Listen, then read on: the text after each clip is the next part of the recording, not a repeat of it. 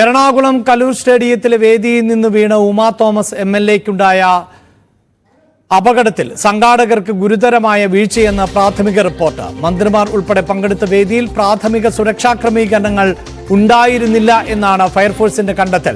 പരിപാടിയുടെ സംഘാടകർ സുരക്ഷാ മാനദണ്ഡങ്ങൾ പാലിച്ചില്ല എന്ന് GCDA ചെയർമാൻ കെ ചന്ദ്രൻപിള്ള പറഞ്ഞു. സംഘാടകരുമായുള്ള കരാറിൽ സുരക്ഷാ മാനദണ്ഡം പാലിക്കണം എന്നുണ്ടായിരുന്നു. കരാർ വിശദാംശങ്ങൾ ഉച്ചയ്ക്ക് ശേഷം വാർത്താക്കുറിപ്പിലൂടെ അറിയിക്കും. പോലീസ് റിപ്പോർട്ട് കൂടി പരിഗണിച്ച് സംഘാടകരെ നോട്ടീസ് നൽകി വിളിപ്പിക്കുമെന്നും ചന്ദ്രൻപിള്ള അറിയിച്ചു. നമ്മൾ സേഫ്റ്റി സെക്യൂരിറ്റിയും അവരുടെ പൂർണ്ണ ഉത്തരവാദിത്തമാണ് കരാറിൽ പറഞ്ഞിട്ടുണ്ട്. പക്ഷെ അതിനുവേണ്ടി ചെയ്യേണ്ട വിവിധ ഏജൻസികളെ കോർഡിനേറ്റ് ചെയ്യേണ്ട കോർപ്പറേഷൻ, ഫയർ, ഡിസാസ്റ്റർ മാനേജ്മെന്റ് അത് അവർ വേണ്ടത്ര ചെയ്തു എന്നുള്ളത് ഇല്ല. ഞാൻ ഇപ്പോൾ പറയുന്നില്ല, പക്ഷെ പരിശോധിച്ചിട്ട് വേണം. അത് പരിശോധിക്കാൻ ഏജൻസി പോലീസ് തന്നെയാണ് പറയുന്നത്. ഞങ്ങൾ അവരുടെ കോർഡിനേറ്റ്. അതേസമയം ഉമാ തോമസിന്റെ ആരോഗ്യനില മെച്ചപ്പെടുന്നതായാണ് വിവരം. അല്പസമയത്തിനകം പുതിയ മെഡിക്കൽ ബുള്ളറ്റിൻ പുറത്തുവരും.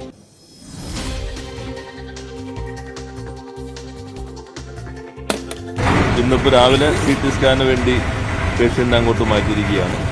CT സ്കാൻ ചെയ്തതിന് ശേഷം ഇപ്പോൾ തുടരുന്ന രീതി തന്നെയാണോ മുന്നോട്ട് പോകേണ്ടത്, അതോ വേറെ എന്തെങ്കിലും മാറ്റം വേണ്ടതുണ്ടോ എന്ന് അതിനുശേഷമായിരിക്കും തീരുമാനിക്കുക. കൊണ്ടുപോകുന്നതിനേക്കാളും മെച്ചപ്പെട്ട ഒരു സ്ഥിതിയിലേക്കാണുള്ളത്. ഇതിപ്പോൾ മറ്റ് കാര്യങ്ങളെ സംബന്ധിച്ച് 11 മണിയോടുകൂടി CTക്ക് ശേഷം ഹോസ്പിറ്റലിൽ വേണ്ടൊരു മെഡിക്കൽ ബുള്ളറ്റിൻ അവർ പുറത്തിറക്കുന്നുണ്ട്. അപ്പോൾ അതിൽ വിശദമായിട്ടുള്ള ആരോഗ്യ സംബന്ധമായ കാര്യങ്ങൾ അവർ വ്യക്തമാക്കുന്നതായിരിക്കും ഉചിതം. നേരത്തെ തലച്ചോറിലുള്ള ഇതായിട്ട് നമ്മൾ കുറേ കൂടി കണ്ടിരുന്നത്, അപ്പോൾ അതിപ്പോൾ ഏകദേശം കൺട്രോളായിട്ടാണ് വിളിക്കുന്നത്. സർജിക്കൽ ഇൻ്റർവെൻഷൻ വേണ്ടതില്ല എന്ന നിലപാട് തന്നെയാണ് കോട്ടയത്തെയും ഇവിടത്തെയും അതുപോലെ ഞങ്ങളെല്ലാം ബന്ധപ്പെട്ട വിദഗ്ധ ഡോക്ടർമാരുടെ അഭിപ്രായം എന്നുള്ളത്. ഡാനി ഇപ്പോൾ ആണ് വാർത്തയുടെ വിശദാംശങ്ങളുമായി ചേരുന്നത്. ഡാനി, ആരോഗ്യനിലയിൽ പുരോഗതി ഉണ്ട് എന്നാണ് മന്ത്രി തന്നെ അറിയിച്ചിട്ടുള്ളത്. അല്പസമയത്തിനകം മെഡിക്കൽ ബുള്ളറ്റിൻ ഇറങ്ങുമെന്ന് പ്രതീക്ഷിക്കാമോ? എന്താണ് വിവരങ്ങൾ?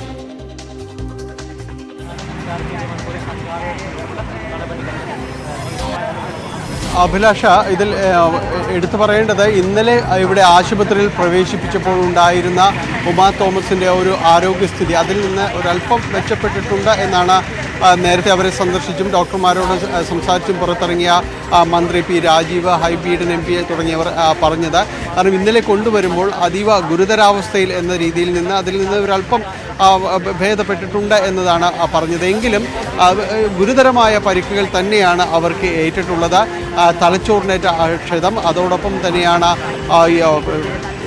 വാരിയല്ലുകൾ ഒടിഞ്ഞ് ശ്വാസകോശത്തിൽ അതിൽ രക്തം കെട്ടി നിൽക്കാനുള്ള സാഹചര്യം അടക്കമുള്ള കാര്യങ്ങളുണ്ടായത്. മുഖത്ത് സാരമായ രീതിയിലുള്ള പരിക്കേറ്റിൻ്റെ ചതവുകളുണ്ട് ശരീരത്തിന്. അങ്ങനെ ഈ പരിക്കിൻ്റെ സ്വഭാവങ്ങളെല്ലാം തന്നെ ഗുരുതരമാണ്. എങ്കിൽ കൂടിയും ഇന്നലെ കൊണ്ടുവന്ന രീതിയിൽ നിന്ന് കുറച്ചെങ്കിലും അവരുടെ ഒരവസ്ഥയ്ക്ക് ആരോഗ്യസ്ഥിതിക്ക് മാറ്റമുണ്ടായിട്ടുണ്ട് എന്ന് പറയുന്നു. വെന്റിലേറ്ററിൻ്റെ സഹായത്തോടുകൂടി തന്നെയാണ് മുന്നോട്ട് പോകുന്നത്. അതൊരു ചികിത്സാ രീതി എന്ന രീതിയിലാണ് അവർ തന്നെ പറയുന്നത്. ആ രീതിയിൽ തന്നെയാണ് മുന്നോട്ട് കൊണ്ടുപോകുന്നതെങ്കിലും ആരോഗ്യസ്ഥിതിയിൽ കുറച്ചെങ്കിലും പുരോഗതി വന്നിട്ടുണ്ട് എന്ന് പറയുന്നു.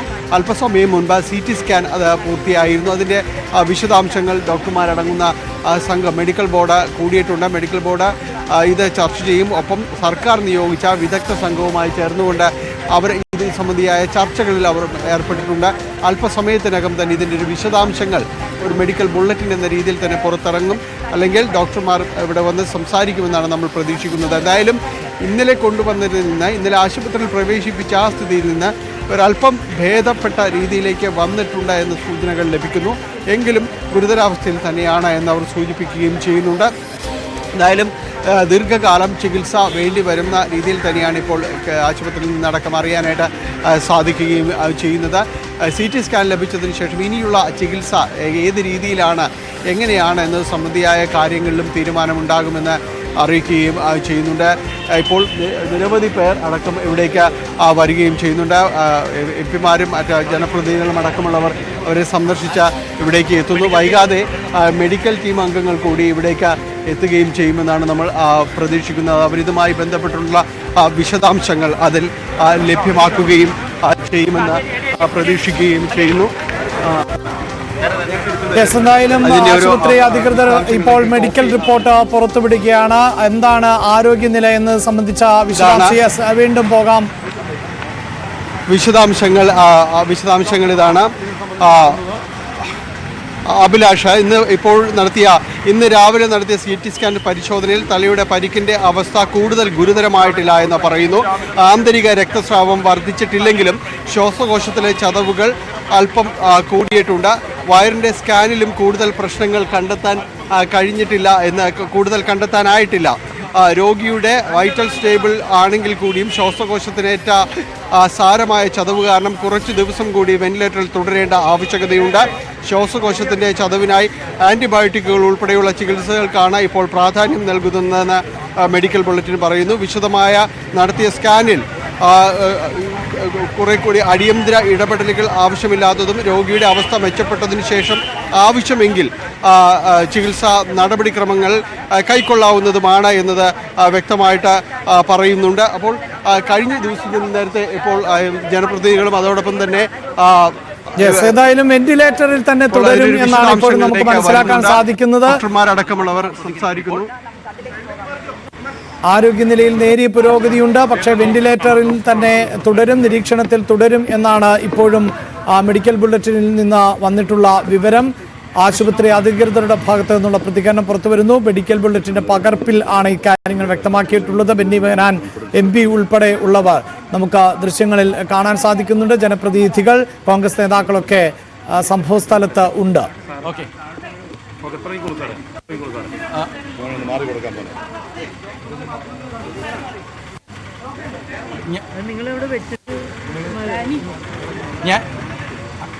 ഞാൻ ഡയറക്ടർ ഡോക്ടർ കൃഷ്ണനുണ്ണി പോളക്കുള്, കൂടെ ഞങ്ങളുടെ മെഡിക്കൽ ബോർഡിലുള്ള ഡോക്ടർ മിഷേൽ ന്യൂറോസർജൻ ഉണ്ട്, ഹെഡ് ഡോക്ടർ ഗൗതം ഉണ്ട്, പിന്നെ റേഡിയോളജി ഹെഡ് ഡോക്ടർ അനിലുണ്ട്.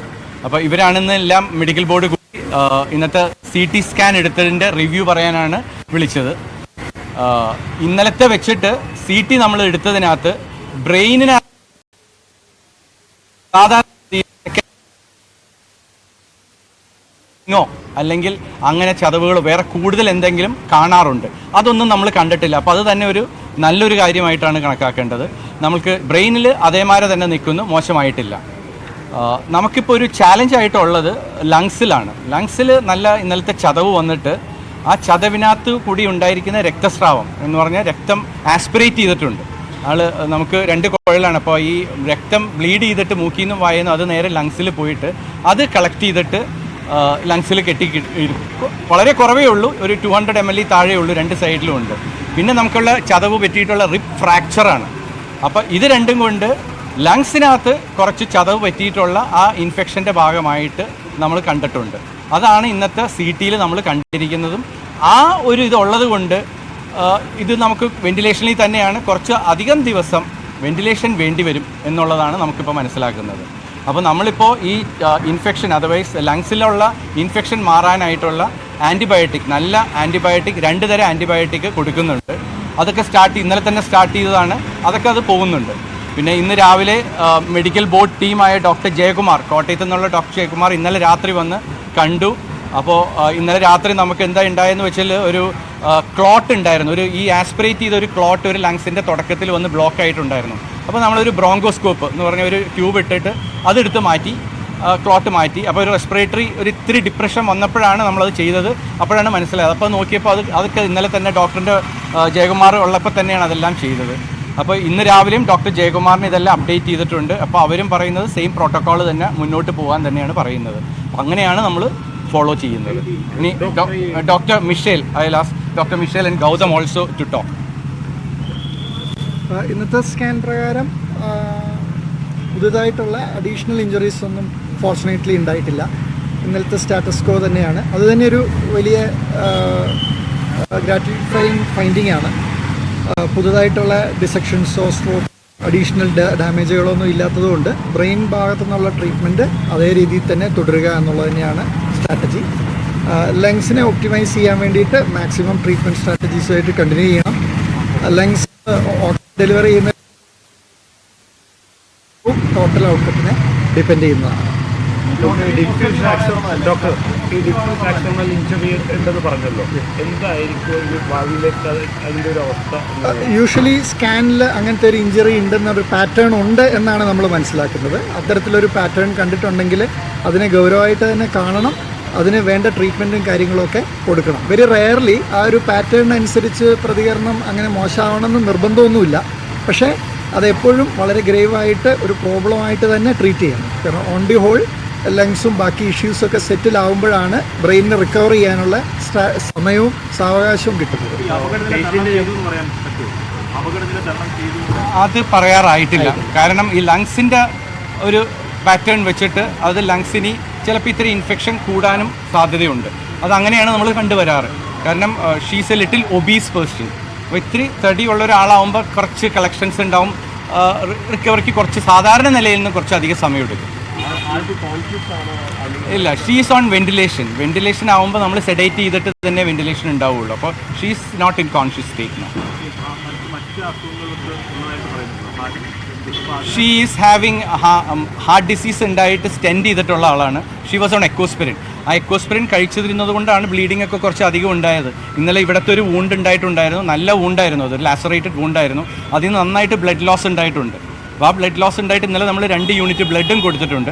ഇന്നത്തെ HB ഈസ് 11.4 സ്റ്റേബിളാണ്. അപ്പോൾ നമ്മളത് ഇന്ന് രാവിലെ CT ചെക്ക് ചെയ്ത് നോക്കിയതും വേറെ എവിടെയെങ്കിലും ബ്ലീഡിംഗ് ഉണ്ടോ എന്ന് അറിയാനും കൂടിയായിരുന്നു. അപ്പോൾ അതിനകത്തൊന്നും ബ്ലീഡിംഗ് ഒന്നും കണ്ടിട്ടുമില്ല. സ്കൾ ഫ്രാക്ചർ ആയിട്ടില്ല, ഒരു നേസൽ എത്മോയിഡൽ സൈനസ് ഫ്രാക്ചേഴ്സ് ഇവിടെ ഉള്ളൊരു ഫ്രാക്ചറാണ്. മാക്സിലർ ഫ്രാക്ചറും നേസൽ ബോൺ ഫ്രാക്ചേഴ്സും ഉണ്ട്. യൂഷ്വലി ഇതിൻ്റെ recovery will depend upon the stability of the patient. അതിന് അങ്ങനെയാണ്. ഐ വോണ്ട് നമ്മുടെ critical care head doctor Gautam, ഇപ്പോൾ ഗൗതത്തിൻ്റെ യൂണിറ്റിലാണ് MLA ഉള്ളത്. പറയും. ഇന്ന് നമ്മുടെ ട്രീറ്റ്മെൻറ്റ് കേൾക്കാം. ഇന്ന് നമ്മുടെ ട്രീറ്റ്മെൻറ്റ് മെയിനായിട്ട് ഫോക്കസ് ചെയ്യുന്നത്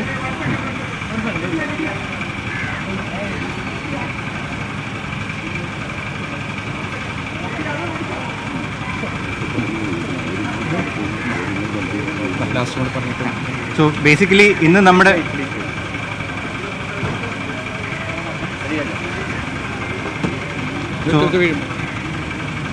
ട്രീറ്റ്മെൻറ്റ് ഇന്ന് മെയിനായിട്ട് ഫോക്കസ് ചെയ്യുന്നത് ലങ്സിനെ ഇമ്പ്രൂവ് ചെയ്യുക എന്നുള്ളത് മെയിനാണ് നമ്മുടെ മെയിൻ ഫോക്കസ് ആൻഡ് അറ്റൻഷൻ ഇന്ന്.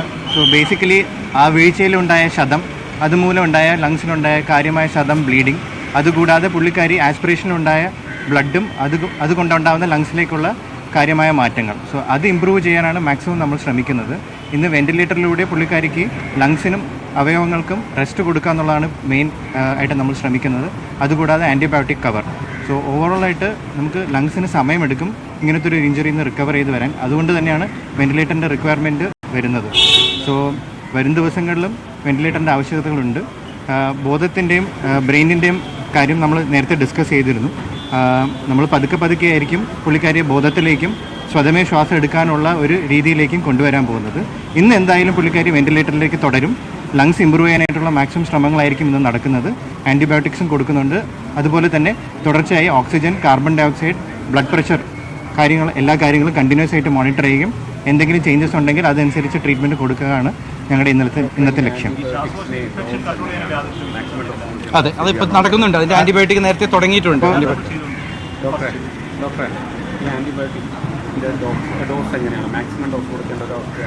ഇപ്പം നല്ല ആൻറ്റിബയോട്ടിക് ആണ് കൊടുക്കുന്നത്. ഓപ്റ്റിമം ഡോസ് എന്നാണ് പറയുക. അതിൻ്റെ ആവശ്യത്തിനുള്ള ഡോസ് 8 തവണ 2 ആൻറ്റിബയോട്ടിക് പോകുന്നുണ്ട്. ഒരെണ്ണം 8 തവണ, ഒരെണ്ണം ട്വൈസ് ഡെയിലി ആയിട്ട് പോകുന്നുണ്ട്.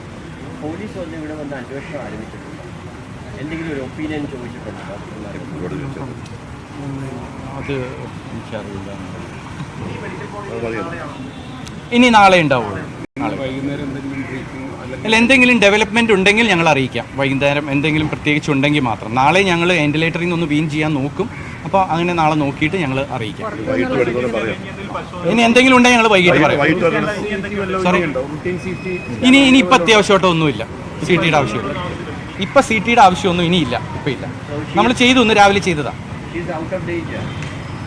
I said no. He asked that question. I said she is not out of danger. Not yet. Okay, thank you. Medical ബോർഡിന്റെ പ്രതികരണമാണ് ഉണ്ടായിട്ടുള്ളത്. ഇപ്പോഴും അപകടനില തരണം ചെയ്തു എന്ന് പറയാൻ സാധിക്കില്ല എന്നാണ് മെഡിക്കൽ ബോർഡ് വ്യക്തമാക്കിയിട്ടുള്ളത്.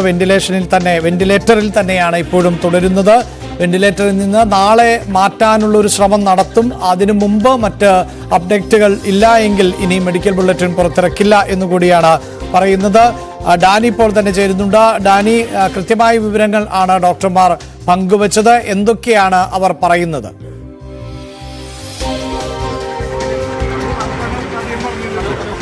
നേരത്തെ ഈ മെഡിക്കൽ ബുള്ളറ്റിൻ പറഞ്ഞ വിവരങ്ങൾ കുറച്ചുകൂടി അവർ വിശദമാക്കുന്നു. ഇത് അപകടനില പൂർണ്ണമായും തരണം ചെയ്തുവെന്ന് പറയാൻ കഴിയില്ല എന്ന വാക്ക് തന്നെയാണ് അതിൽ ഏറ്റവും ശ്രദ്ധേയവും പ്രധാനപ്പെട്ടതും. അതിൽ കൂട്ടിച്ചേർക്കുന്നത് ശ്വാസകോശത്തിനേറ്റ പരിക്ക്, അതാണ് ഇതിൽ കൂടുതൽ പ്രാധാന്യം നൽകി ചികിത്സയിലേക്ക് വരുന്നത്. കാരണം അതിൻ്റെ ആരോഗ്യാവസ്ഥ, ശ്വാസകോശത്തിൻ്റെ ആരോഗ്യാവസ്ഥ തന്നെയാണ് പ്രധാനമെന്ന് പറയുന്നു. കാരണം വാരിയലുകൾ ഒടിഞ്ഞ് സാരമായ രീതിയിൽ തന്നെ ശ്വാസകോശത്തിന് പരിക്കേറ്റിട്ടുണ്ടെന്ന് നേരത്തെ തന്നെ പറഞ്ഞിരുന്നു. അപ്പോൾ അതാണ് ഏറ്റവും കൂടുതൽ പ്രാധാന്യത്തോടെ ചികിത്സയിലേക്ക് നടത്തുകയും ചെയ്യുന്നത്. നേരത്തെയും ഉമാ തോമസിന് ആരോഗ്യ പ്രശ്നങ്ങളുണ്ടായിരുന്നു. പ്രത്യേകിച്ച് ഇവിടെ തന്നെ അവർ ചികിത്സ തേടിയിട്ടുള്ളതായിട്ട് അവർ പറയുന്നുണ്ട്. ഇതിൽ ഹൃദയ സംബന്ധമായ അസുഖങ്ങൾക്ക് അവർ മരുന്ന് കഴിച്ചിരുന്നു. അതാണ് ആ സമയത്ത് അപകട സമയത്തുണ്ടാകുന്ന ഒരു രക്തസ്രാവത്തിൻ്റെ എല്ലാം തന്നെ ഒരു കാരണമായത്. ഒപ്പം ഈ തലച്ചോറിനേറ്റ പരിക്ക് അത് ഗുരുതര സ്വഭാവത്തിലുള്ളത് തന്നെയാണ്. പക്ഷേ ഇപ്പോൾ അതിന് കൂടുതൽ പ്രാധാന്യം നൽകുന്നത് മറ്റ് അവയവങ്ങൾ അതൊരു സാധാരണ രീതിയിലേക്ക്, അതിൻ്റെ ഒരു പ്രവർത്തന രീതിയിലേക്കെല്ലാം തന്നെ വരുന്നതനുസരിച്ചാണ് ഈ തലച്ചോറിനേറ്റ ക്ഷതങ്ങൾ അത് ഭേദപ്പെടുക എന്ന് ഡോക്ടർമാർ ചൂണ്ടിക്കാണിക്കുന്നു. കാരണം അതുകൊണ്ടാണ് അവർ ഒരു അടിയന്തര ശസ്ത്രക്രിയയുടെ ഒരു ആവശ്യം ഇപ്പോഴില്ല എന്ന് സൂചിപ്പിച്ചത്. മറ്റ് അവയവങ്ങൾക്കേറ്റ പരിക്കുകൾ, അതിൻ്റെ ഒരു ക്ഷതങ്ങൾ, ഇതിനെല്ലാം ഇപ്പോൾ മരുന്ന് നൽകുന്നുണ്ട്. അത് ഭേദമാകുന്നതനുസരിച്ച് ഈ തലച്ചോറിനേറ്റ ക്ഷതവും അത് സ്വാഭാവികമായി അതിൻ്റെ ഒരു ഭേദഗതിയിലേക്ക് വരും എന്നാണ്. കാരണം ഒരു ശസ്ത്രക്രിയയൊന്നും സാധ്യമാവാത്ത ഒരു രീതിയിലുള്ള ക്ഷതങ്ങളാണ്. അപ്പോൾ അത് സ്വാഭാവികമായും അതിൻ്റെ ഒരു രീതിയിലേക്ക് വരും. അത് മറ്റ് അവയവങ്ങൾ, ആന്തരിക അവയവങ്ങളുടെ പ്രവർത്തനം മെച്ചപ്പെടുന്നതനുസരിച്ച് തലച്ചോറിൻ്റെ ക്ഷതവും മാറും എന്ന് തന്നെയാണ് അവർ പറയുന്നത്. ഇപ്പോൾ കൂടുതൽ പ്രാധാന്യം നൽകുന്നത് ശ്വാസകോശത്തിനേറ്റ പരിക്ക്, അതിൻ്റെ ക്ഷതങ്ങൾ, അതിൻ്റെ ചികിത്സയ്ക്ക് തന്നെയാണെന്ന് ഡോക്ടർമാർ പറയുകയും ചെയ്യുന്നു. ഇന്ന് മറ്റ് മെഡിക്കൽ ബുള്ളറ്റിനുകളില്ല. ഇപ്പോൾ CT സ്കാനിൻ്റെ വിശദാംശങ്ങൾ വന്നതിന് ശേഷം അത് മറ്റ് ആരോഗ്യ വകുപ്പിലെ വിദഗ്ധരുമായിട്ട് ചർച്ച ചെയ്തതിന് ശേഷമാണ് ഇപ്പോൾ ഡോക്ടർമാർ മാധ്യമങ്ങളെ കണ്ടിരിക്കുന്നത്. ഇന്ന് മറ്റ് മെഡിക്കൽ ബുള്ളറ്റിനുകളില്ല. നാളെ അതിൻ്റെ ഒരു വിശദാംശങ്ങൾ ഏതെങ്കിലും രീതിയിലുള്ളൊരു അപ്ഡേഷനിലേക്ക് പോകുന്നുണ്ടെങ്കിൽ അത് അറിയിക്കുകയുള്ളൂ. ഇന്ന് ഒരു വെന്റിലേഷൻ മാറ്റുവാനുള്ള ചികിത്സയുടെ ഭാഗമായി അത്തരം ചില ശ്രമങ്ങൾ കൂടി നടത്തും എന്ന് പറയുകയും ചെയ്തിട്ടുണ്ട്. എന്തായാലും ചികിത്സയിൽ തുടരുന്നു. വെന്റിലേറ്റർ സംവിധാനത്തിൽ തന്നെയാണ് ഉമാ തോമസ് ഇപ്പോഴുമുള്ളത്. ഇന്നലെ കൊണ്ടുവന്നതിൽ നിന്ന് അല്പം ഭേദമായിട്ടുണ്ടെങ്കിൽ കൂടിയും അതിനെ ഒരു അപകടനില തരണം ചെയ്തു എന്ന് പറയുന്ന രീതിയിലേക്ക് വരാനായിട്ട് ഡോക്ടർമാർ അത് പറയുന്നില്ല. ആ രീതിയിലുള്ള ഒരു ഇമ്പ്രൂവ്മെൻറ്റിലേക്ക് വന്നു എന്നല്ല അവർ ഇത് ഇന്നലെ കൊണ്ടുവന്നതിൽ നിന്ന് അല്പം ഭേദമായിട്ടുണ്ട് എന്ന് പറയുന്നത് കൊണ്ട് ഉദ്ദേശിക്കുന്നതെന്ന് അവർ പറയുകയും ചെയ്യുന്നു. ആന്തരിക അവയവങ്ങൾക്കേറ്റ പരിക്ക്, അതിൻ്റെ ക്ഷതത്തിനാണ് ഇപ്പോൾ കൂടുതൽ ചികിത്സയ്ക്ക് പ്രാധാന്യം നൽകുന്നത്. അതിലേറ്റവും പ്രാധാന്യം ശ്വാസകോശത്തിനേറ്റ പരിക്ക്, അതിന് ചികിത്സയ്ക്കാണെന്ന് ഡോക്ടർമാർ പറയുന്നു. എന്തായാലും ഡാനിപ്പോൾ സൂചിപ്പിക്കുന്ന പോലെ ആരോഗ്യനിലയിൽ നേരിയ പുരോഗതി ഉണ്ട് എന്ന് പറയുമ്പോഴും അപകടനില പൂർണ്ണമായും തരണം ചെയ്തു എന്ന് ഈ ഘട്ടത്തിൽ വിലയിരുത്താനാകില്ല. ഒപ്പം വെന്റിലേറ്ററിൽ തന്നെ തുടരുകയും ചെയ്യും എന്നാണ് ഇപ്പോൾ മെഡിക്കൽ സംഘം മാധ്യമങ്ങളോട് വ്യക്തമാക്കിയത്. അതോടൊപ്പം തന്നെ മെഡിക്കൽ ബുള്ളറ്റിൻ പുറത്തിറങ്ങുകയും ചെയ്തു. അശാസ്ത്രീയമായ സ്റ്റേജ് നിർമ്മാണമാണ് ഉമാ തോമസ് MLA അപകടത്തിന് ഇടയാക്കിയത്. മൈതാനത്ത് നിന്ന് കൈവരികൾ ഇല്ലാത്ത സ്റ്റേജിലേക്ക് കയറി കസേരയിൽ ഇരുന്ന MLA അതിഥികളെ കണ്ട് എഴുന്നേൽക്കാൻ ശ്രമിക്കുമ്പോഴായിരുന്നു 15 അടി താഴ്ചയിലേക്ക് വീണത്. കലൂർ ജവഹർലാൽ നെഹ്റു സ്റ്റേഡിയത്തിൽ നിന്ന് വൈകിട്ടാണ് ഈ അപകടം, ഉമാ തോമസ് MLAക്ക് അപകടം ഉണ്ടാകുന്നത്. ഇവിടെ ഈ സ്റ്റേഡിയത്തിൽ ഇവിടെ ക്രമീകരിച്ചിരിക്കുന്നത് ഇത് കാണികൾക്ക്, പ്രത്യേകിച്ച് വിശിഷ്ടാതിഥികൾക്കടക്കമായി ക്രമീകരിച്ചിരിക്കുന്ന സ്റ്റേജ്, അത് അവിടെ വെച്ചായിരുന്നു അവർ താഴേക്ക് വീഴുന്നത്. ഇന്നലെ ഇവിടെ 12,000-ലധികം വരുന്ന നർത്തകരുടെ ഒരു ഗിന്നസ് റെക്കോർഡ് ലക്ഷ്യമിട്ടുകൊണ്ടുള്ളൊരു പരിപാടിയായിരുന്നു ഇവിടെ സംഘടിപ്പിച്ചിരുന്നത്. മൃദംഗ വിഷൻ എന്ന് പറയുന്ന ഒരു കൂട്ടായ്മ. അവർ മൃദംഗനാദം എന്നായിരുന്നു ഈ പരിപാടിക്ക് പേരിട്ടിരുന്നത്. അതൊരു ഗിന്നസ് റെക്കോർഡ് ലക്ഷ്യമിട്ടുകൊണ്ട് നടത്തിയ ഒരു പരിപാടിയായിരുന്നു. സ്വാഭാവികമായും ഇവിടേക്ക് എത്തുന്നവരെ കൂടാതെ, കാരണം ഈ നർത്തകരെ കൂടാതെ തന്നെ അവരുടെ മാതാപിതാക്കളും അധ്യാപകരും അടക്കം വലിയൊരു ജനാവലി ഇവിടേക്ക് എത്തുകയും എല്ലാം തന്നെ ചെയ്തിരുന്നു. ഇതിനിടയിലാണ് ഈ അപകടം സംഭവിക്കുന്നത്. ഇവിടെ ഇതായിരുന്നു ഇതിൻ്റെ വിശിഷ്ടാതിഥികൾക്ക് ഉമാ തോമസ് അടക്കമുള്ളവർ ഇരുന്ന ഒരു സ്റ്റേജ് എന്ന് പറയുന്നത്. ഇവിടെയായിരുന്നു കസേരകൾ നിരത്തിയിരുന്നത്. ഇതിലൂടെ തുടക്കത്തിൽ ഇതിലൂടെയാണ് ഉമാ തോമസ് അതോടൊപ്പം തന്നെ മറ്റ് വിശിഷ്ടാതിഥികൾ അടക്കമുള്ളവർ കടന്നു വരുന്നത്. ഇതുവഴിയാണ് കടന്നു വരുന്നത്. അതിൽ സാധാരണഗതിയിൽ ഒരു പ്ലെയേഴ്സ് എൻട്രി എന്നെല്ലാം തന്നെ പറയുന്ന ഒരു ഭാഗമാണിത്. ഇത് സ്റ്റേഡിയത്തിൻ്റെ പുറത്തു വന്നാൽ ഏറ്റവും പെട്ടെന്ന് സ്റ്റേഡിയത്തിന് അകത്തേക്ക്, അതായത് മൈതാനത്തിലേക്ക് വരാൻ കഴിയുന്ന ഏറ്റവും പെട്ടെന്ന് കടന്നു വരാൻ കഴിയുന്ന ഭാഗം പ്ലെയേഴ്സ് എൻട്രി എന്ന് പറയുന്നു. ഈ ഭാഗത്തിൻ്റെ ഒരു പ്രത്യേകത എന്ന് പറയുന്നത് ഇത് മുഴുവനായും തന്നെ കോൺക്രീറ്റ് ചെയ്തൊരു ഭാഗമാണ്. ഇതിനകത്തേക്ക് വേണമെങ്കിൽ വാഹനം ഓടിച്ചു കയറ്റാൻ കഴിയുന്ന ആംബുലൻസ് അടക്കമുള്ളൊരു സംവിധാനങ്ങൾക്ക് വേണമെങ്കിൽ എത്താൻ കഴിയുന്ന രീതിയിലാണ് ഇത് വിഭാവനം ചെയ്തിരിക്കുന്നത്. പൂർണ്ണമായി ഈ ഭാഗം കോൺക്രീറ്റ് ചെയ്തതാണ്. ഇതിന് മുകളിലാണ് ഈ സ്റ്റേജ് നിർമ്മിച്ചിരിക്കുന്നത്. ഇവിടെ നിന്ന് താഴേക്ക് വഴുതിയാണ് വീണാണ് ഉമാ തോമസിന് അപകടം സംഭവിക്കുന്നത്. ഇത് ഈ ഭാഗത്താണ് അവർ വീഴുന്നത്. അവരുടെ ചെരുപ്പ് ഇപ്പോഴും ഇവിടെ കിടക്കുന്നുണ്ട്. ഇവിടെ സ്റ്റേജിൽ നിന്ന് കാല് തന്നെ താഴേക്ക് വീണ ഒരു ഭാഗമാണ് പോലീസ് ഇവിടെ അടയാളപ്പെടുത്തിയിരിക്കുന്നു.